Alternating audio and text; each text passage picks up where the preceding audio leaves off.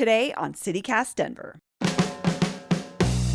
Are we doomed to spend our summers inside in Colorado because our air quality sucks? Places which you think are just perfectly beautiful and clean, like the Chatsfield Reservoir, that's actually a hot spot for our high ozone levels.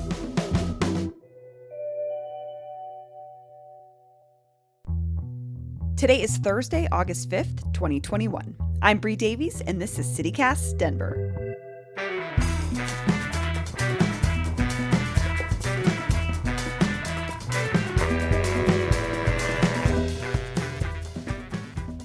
Let's take a look at the news. Today's temps will see a high of 91 and, of course, sunny but smoky skies. We'll get more into the smoky part of this forecast later in the episode. As of Wednesday afternoon when we recorded this, some residents in Elaria, Swansea had been without natural gas for more than a week. Beginning last Wednesday, hundreds of Denverites lost natural gas service, leaving them without hot water or the ability to cook. Service was cut when a water line broke near the intersection of 48th Avenue and Clayton Street and poured water into the gas lines. Though Xcel brought in a taco truck to serve food to the community and provided vouchers for showers at the YMCA, this is just the latest in a series of issues residents have faced. Neighbors told the Denver Post that they're already frustrated by the nearly 2 straight years of traffic detours, dust, and noise caused by the I-70 construction project, and gas line repairs only added to these issues. If you're a rider of Uber or Lyft, you may have noticed a price increase lately. With demand outpacing a reduced supply of drivers, the Colorado Sun reports that rideshare prices are up 40% over last year. It seems that as more people get vaccinated and resume social activities, not enough drivers are getting back on the road. It's almost as if depending on an underpaid, uninsured contract workforce isn't working out after all. I wonder where public transit fits into all of this. Hey, Denver, want to know what the current air quality is? Bad. It's been bad all summer, and it's going to continue to be bad every summer, probably. But I'm not trying to freak you out, because according to our guest today, there's still time to turn this around. Hopefully this will work. They're kids' ones, but... Hey, they're headphones. Yes, yeah, I can hear you. All right. Dr. Anthony Gerber is a professor of medicine and director of pulmonary research at National Jewish Health. He's also the chair of the Colorado Air Quality Control Commission. And I wanted to talk to him about why my allergies suck, if mowing my lawn in the morning is really going to make a difference, and what the deal is with all those federal air quality standards anyway. Oh, and just a note. Even though Dr. Gerber chairs the Colorado Air Quality Control Commission, he wants you to know that the views you're about to hear are his alone and not representative of the commission. Well, thanks for joining me today, Dr. Gerber. I appreciate it. My pleasure. Thanks for inviting me. So I was just coughing up a lung right before while you were getting your headphones set up. But my allergies are terrible. But I have to say I didn't really connect it to bad air quality until talking to friends who are way more sensitive to it. And I know sometimes people can't even go outside on ozone alert days or just feel sick. And can you just tell me straight up, is this our reality in Colorado from now on, especially in the summer? I mean, we are hoping to make a dent on the ozone precursors, which we make locally. So there's sort of 2 components to the problem we have with ozone. The first is, as we've all seen, when there's wildfire smoke, which blows into the area, actually some of the chemicals in wildfire promote ozone formation. We know that those wildfires are bigger, stronger, and worse as a effect of climate change. And there's virtually nothing we can do in the short term. Like, we can't put up a wall, we can't make the Rocky Mountains 40,000 feet tall, right, to block out that air. What we can do in the long run is try and turn around climate change and hope that in the long term, if we turn that ship, that we'll see, 20, 30 years from now, there won't be the same kind of wildfires we're having now. But that's the long term. In the short term, we are trying to take a lot of steps to mitigate ozone, and I think that both Governor Hickenlooper and Governor Polis and then the recent legislatures have really shown that they're interested in helping the Air Division at the Colorado Department of Public Health to take steps to mitigate ozone. And so I don't think it's not hopeless. As we move to electrifying our vehicles and doing other steps, we can reduce those precursors. But with what you said, we're not there yet, and this year has been terrible. I don't think it's realistic to think that magically that we'll pass some regulations and we'll have or some laws and have magically have ozone problems disappear along the Front Range in the short term. So even if we're driving less, it's not, I just feel like that's such a big emphasis. Like, what can we do as an individual person? Does that make a big difference? So it does make a big difference. And so I think that driving less, sharing cars, when you do decide to buy a new car, kind of being forward looking and thinking that, maybe it's a little more pricey, but I'm going to save all that money on gas if I buy an electric car.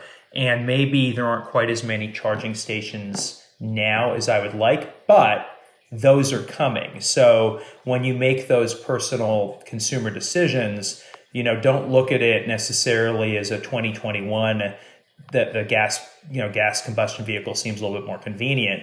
We're going to start to have better infrastructure, and the price difference will pay for itself with fuel over a few years. So that's one thing you can do. And then there's some other surprising things. Lawnmower equipment, if it's gas fired, is super ozone making. You don't think about it when you're turning on your lawnmower. You think, oh, how can this make a contribution? But those engines burn so dirty, they actually are not a trivial part of the Front Range problems.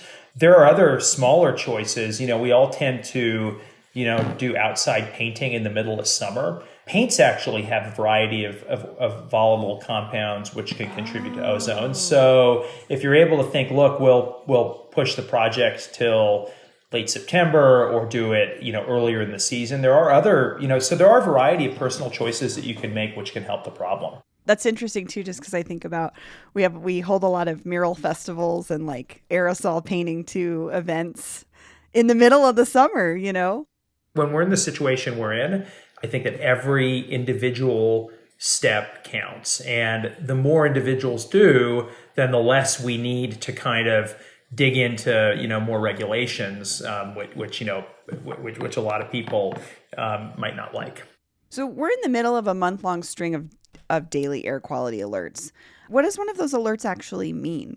Yeah, so there's kind of two purposes to the alerts. So one part is to kind of alert people, maybe this is a day to change your behavior. That doesn't work as well when there's 50 days in a row because it no longer seems exceptional. The second part of it is to get that warning out to people who are in those vulnerable groups. And when you have an air quality alert, they're pretty good here at telling you if it's being driven by ozone or particulates. And there's just this sort of air quality index, which takes the highest predicted level of either particulates or ozone and kind of generates those color-coded charts, yellow, green, red. And so if you look at the ozone alerts, you'll actually see try and avoid outdoor activity or vigorous activity if you're in one of these risk groups between noon and 8 p.m. because the ozone levels are usually better in the morning.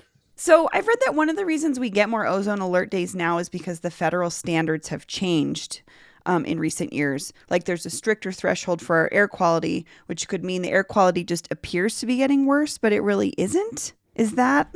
So I wish that were true. Okay. So our ozone levels on the Front Range over, kind of historically, so they were worse, earlier. And we have made some improvements, but this year and last year, there's actually been kind of some backsliding. And moreover, we're not on the Front Range, we're not meeting the previous standard. Ozone is very interesting. The particulate matter problems tend to be blanketed across the urban area. Ozone doesn't necessarily form in the areas where you would expect. And so places which you think are just perfectly beautiful and clean, like the Chatsfield Reservoir, that's actually a hot spot for our high ozone levels. So it's a real problem. People try and leave the city and there's a lot of recreation, a lot of activity on that reservoir. That tends to be one of the areas where ozone can be a little bit higher. And one other point I did want to make is that if there's and I don't want to say a silver lining in any of this, it's as people see all these air quality stuff and they take steps, that also helps with greenhouse gas and climate change. I'm also just hearing transit advocates right now screaming, no cars at all. Like electric vehicles aren't the answer. But I think what you're kind of talking about is like changing our behavior is going to be as easy to get people out of their cars. Like, So be realistic. yeah, even if you electrify, you still need to make the electricity. Now you can make that greener, but the whole structure of, this is, I'm not in any way advocating an abrupt change, but we do need to rethink this disposable, we're just going to expand kind of society. Now, in no way am I saying in the short term. In the short term, I think electrifying, doing what we can locally, we can begin to turn the ship around. We have, it's amazing how few electric cars are on the road, and we just and people, when they drive them, they love them. There's a little bit of a sticker shock, but that gets back paid with fuel prices. And I think we just need to do a better job. And I'll finish that thought by saying that when I was a kid in the 70s and 80s, everyone thought that like we were going to run out of oil. And so so there was this, you've got to conserve because it's going to be gone. And then we figured out how to get, shale and the oil supply improved. But just because it's not going to run out doesn't mean that using it isn't a problem. So to get back to sort of the human impact, I want to talk a little bit about the short-term health risks of bad air quality. What are we looking at when we're looking at short-term risks? I'll begin this with an analogy because I anticipate that you might ask about the long-term impacts next. Yes. Okay. So if you wear a tight-fitting pair of shoes, you'll probably get a blister. And that blister might be minor. It might last for a day. If you have diabetes, maybe that blister is a real problem, might send you to the hospital. But by and large, you're going to get better. And as you wear those shoes for longer, you're not going to get a blister anymore. But 10, 20 years later, you might have a bunion from wearing an ill-fitting pair of shoes. So I think that that's the perfect analogy for the air quality impact. So yes, some people are going to have short-term inflammation. It might make it very uncomfortable. They might not be able to be outside on that day. They might not be able to participate in sports. But by and large, those short-term effects, unless you're really unlucky and have a stroke or heart attack or wind up in the hospital for an asthma flare, they're pretty short-limited. Now, as you turn the page to the longer-term effect, again, some people are going to go on to develop longer-term worse health outcomes. So we know that overall risk of, say, getting emphysema, which is a lung disease we typically associate with smoking, that's higher in areas which have higher pollution. So independent of all the other things you do, you're going to have a higher risk of having chronic lung disease. Now, the problem is it's not everyone. Just like there are some people who can literally smoke 2 packs of cigarettes a day for 50 years, and their lungs are in pretty good shape afterwards. There's some people, and there's some people who smoke a pack a day for 10 years and they have a real problem. I can't tell you who that person at risk is, and that's why we give these general warnings. We've got to do a better job of figuring out who is at the highest risk so they might modify their behavior. And also, maybe there are some days when, even though that air quality index might be the same, maybe there's some wildfire smoke that blows in where it's incinerated, a city versus, some grass, and that wildfire might be more dangerous. So we might need to do a better job of nuancing, those broad recommendations, because it might be that some days are worse than others. So there's a lot of work to be done on that. Okay. That makes so much sense thinking about the wildfires too, like what's being burned, unfortunately. Yes. Yeah.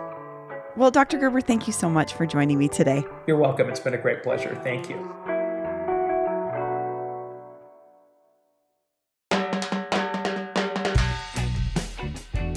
That's all for today here on CityCast Denver. If you enjoyed the show, why not take a minute to tell a friend about us, rate the show wherever you get your podcasts, and subscribe to our morning newsletter at denver.citycast.fm. We'll be back tomorrow morning with more news from around the city. See you later.